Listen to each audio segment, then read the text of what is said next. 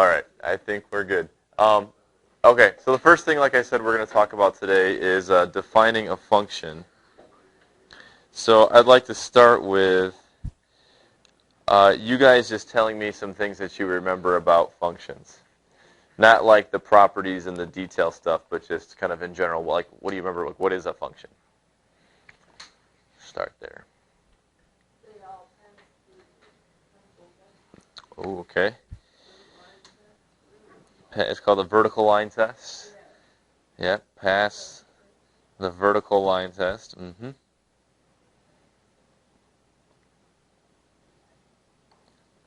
Okay, so that's if we're looking for functions on a graph. Okay, that's a way we can do that. But why do they pass the vertical line test? That's kind of at the heart of this. That's what their definition is. Think about what the vertical line test looks like. The way that you do that is you're looking for, if you put a vertical line through a graph, it should not touch the graph more than once, right? If you have a vertical line intersecting your graph more than once, it's no longer a function. Why is that the case? Yeah? They don't have the same x. Right, yeah. There can't be two y values with the same x. Okay? So it's an input-output kind of idea. But so think of x as input and y as output. Okay? So for every one input x, you can only have one output y. You can't plug a number into a function and then like get two answers, right? It's not a function if that happens. So based on that vertical line test, the definition is for every one input, which is usually x, there is only one output, which is usually y. All right. Now the input and the output have special names, and we'll start referring to them as these throughout the year. The input we refer to as the independent variable.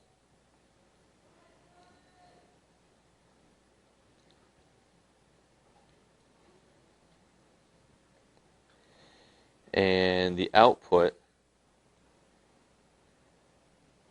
is the dependent variable.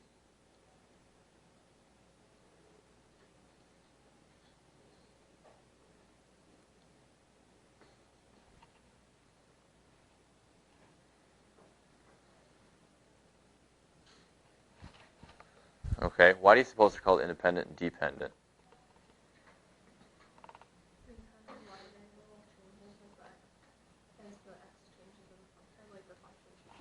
Yeah, that's exactly right. The y variable changes as the x changes. Okay, we can set x to be whatever we want, but y, the output, depends on the input, right?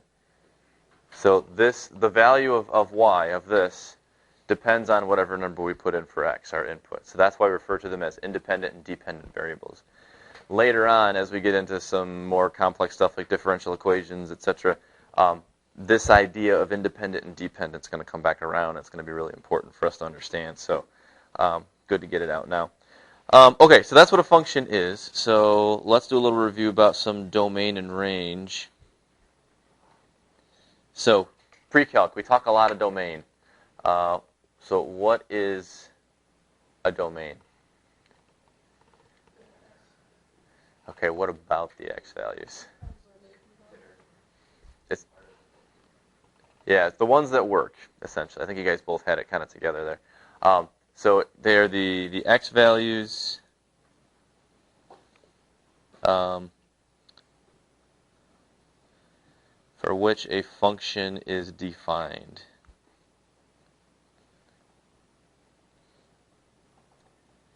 Or the way we kind of described it in pre-calc was, they're the x values that work, that you can plug in.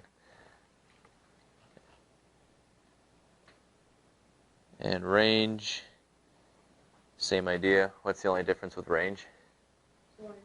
They're the y values.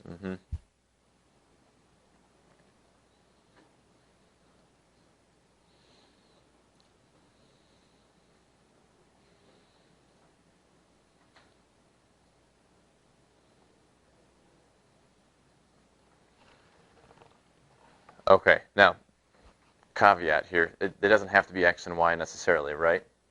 Technically, domain refers to the independent variable and range refers to the dependent variable. But I'm going to use x and y just as kind of a generic way of describing it right now. Okay, so can we calculate domain? In pre-calc, and it's going to be the same in calculus, I'm going to expect that you can do a domain by hand and a range as long as you have a graph to look at. Okay?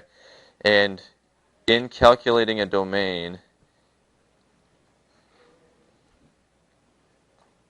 there were really only 3 issues we ran into that might affect a domain. Otherwise, it would just be negative infinity to infinity every time. It'd be all numbers, all real numbers. Anybody remember what those 3 things were that we kind of looked for to see if there was any kind of a problem?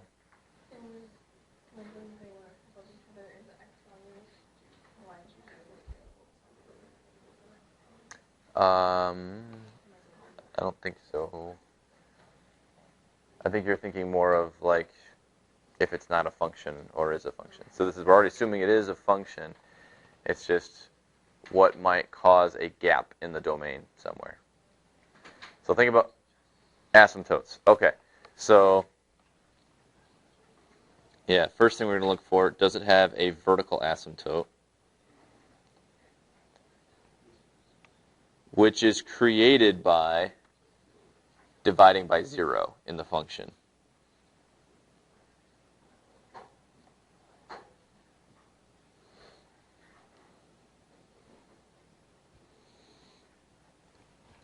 Okay, so those are real easy to see.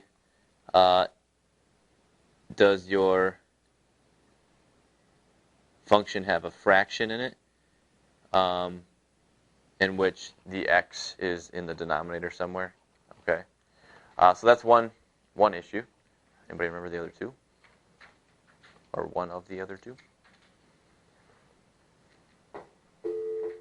At this time, sophomores are due to obtain their netbook. Please go to the front door.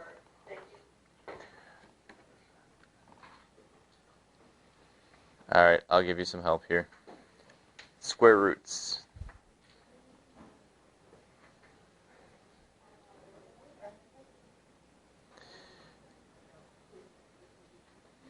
Okay.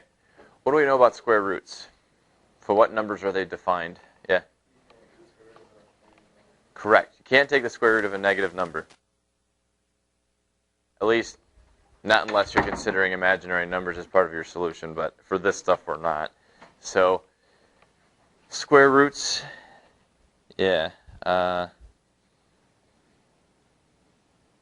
Can't square root a negative. So there could be a gap in the domain because of that then. Okay, if you had a square root as part of the function, just make sure whatever's underneath that does not come out negative. And then the third one, which most people forget about, would be logs. Whether it's a natural log or a common log or whatever, these guys have only certain numbers you can input into them as well. Anybody remember what it is about logs? Only positive numbers. Yeah, it's very similar to the square root situation, except 0 is not in play for a log, right? You can't do the log of a 0. You can do a square root of 0, though. So you can't log negatives or 0. Okay? So, you just got to try to identify if one of these 3 or more than one, or any combination of these are happening in the function you're looking at, and then you can kind of go from there. So let's try that a little bit. We'll do a little bit of domain calculations by hand here.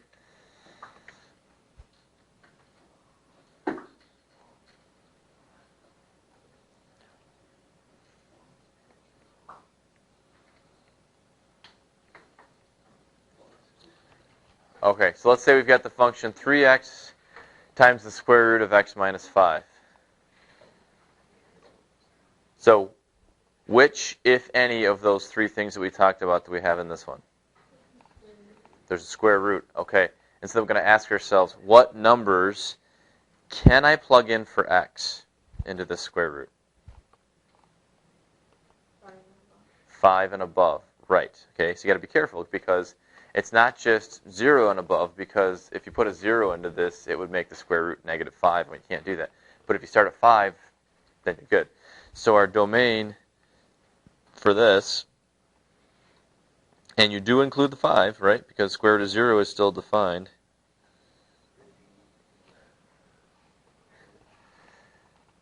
So it is from 5 to infinity, including 5.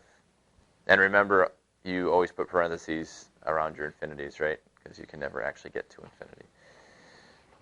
All right, let's try another one. Let's do g of x equals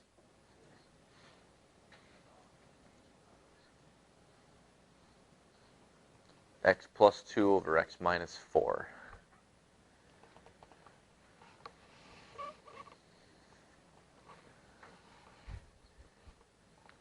Okay, so which of any of those three issues do we have here?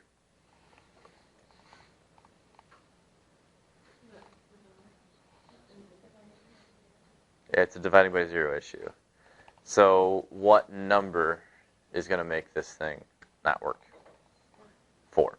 Okay, so our domain then is going to be everything except for 4.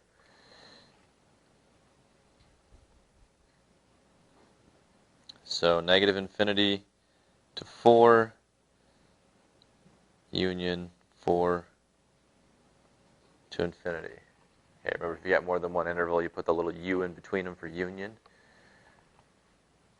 And that would be that one.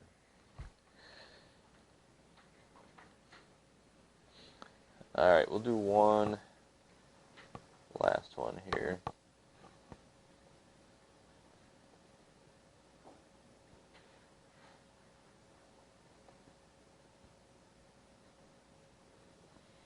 How about log x over x plus 2?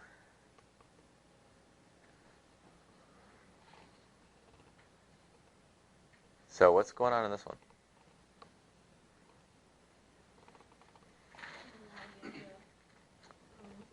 Yeah, there's two things, right? You got the log situation, and you got x in the denominator of a fraction, so that's going to affect the domain as well. So start with the log. What numbers are we restricted to with the log? Can't use negatives and 0, right? So it's just positive numbers then. So this function already, we know positive numbers are all the ones that we're going to be able to use. What about the denominator, though? Right. So here's what we got then, to summarize. We've got only positives can go on the top, and any number except for -2 can go on the bottom. So what then is our domain? Just positives, right? Because this -2 doesn't affect anything, right? We already have excluded -2 from the top using the log, so we don't have to worry about it. Now, that being said, what if this had been an x minus 2 and the bottom? Then you have to exclude +2, so you got to hop over it as you're doing all your positive numbers. But in this case, though, we can stick with just a domain of 0 to infinity like that.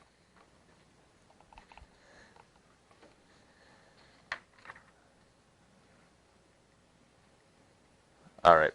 Now, identify range. I said we're going to have